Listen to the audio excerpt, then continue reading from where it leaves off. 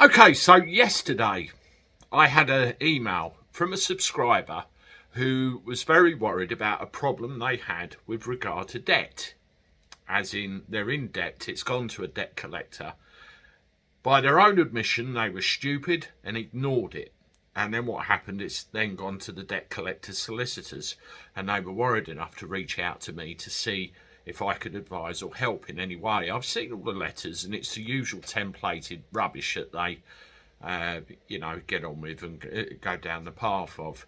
And I thought instead of privately replying to them, I'd do a video for everybody, just in case anyone else is in the same boat.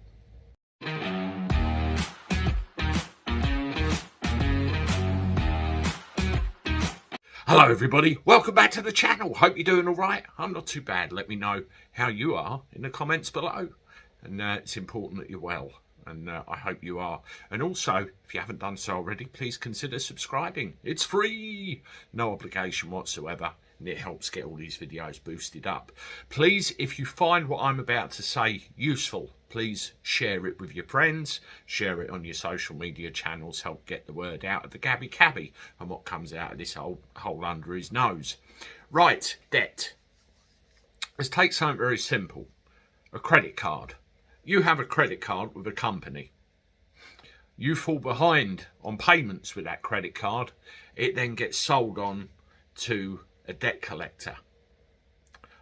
Cabot, Low Portfolio, they're two of the ones which are probably more popularly known. There are others, and the way they behave varies in severeness depending on the way things are and the amounts involved. When it gets transferred from the original creditor to the debt collector, this is an interesting process. It's called an assignment of that account or an assignment of that debt. Their defence in court is it's a simple debt purchase, therefore they don't need to prove anything apart from your liability. Now, what you have to do is prove that they're allowed to chase you for the recovery of that debt. And you do that by way of sending 3 letters to them. Letter 1, letter 2 and letter 3, 14 days apart. They will then continue to push. They will more than likely instigate court proceedings against you. It's not over at that point either. You just go through the same procedure again, but you use civil procedure rules instead of just a normal letter.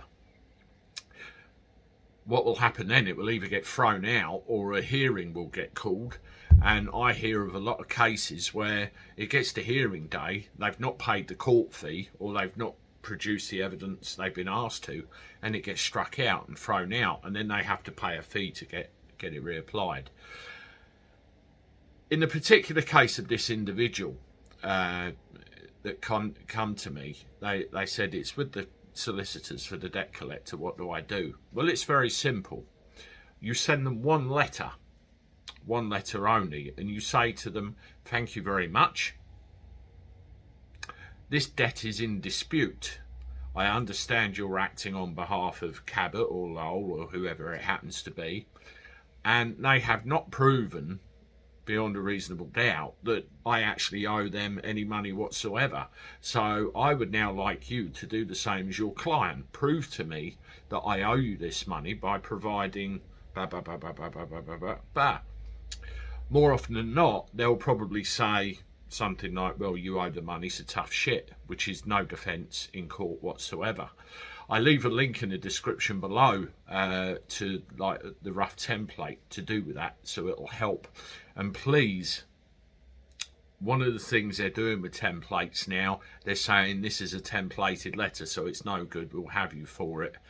Try and put it in your own words, so to speak, but keep the legislation quoted in there. So it really throws it back at them. In this particular instance as well, this individual that came to me said they're caring for their ill mum. The ill mum is a vulnerable individual. You can't levy distress on vulnerable people.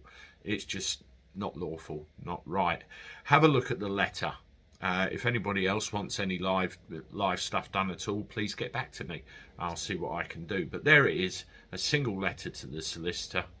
and, you know, tell them put up or shut up, the same as a debt collector. If they persist, it's harassment, and they can be, you know, reported to the Ombudsman just the same as a debt collector can. They think they hold all the cards. We need to take some of them back. Let me know your comments and experience. I'll see you soon with one more. Toodaloo.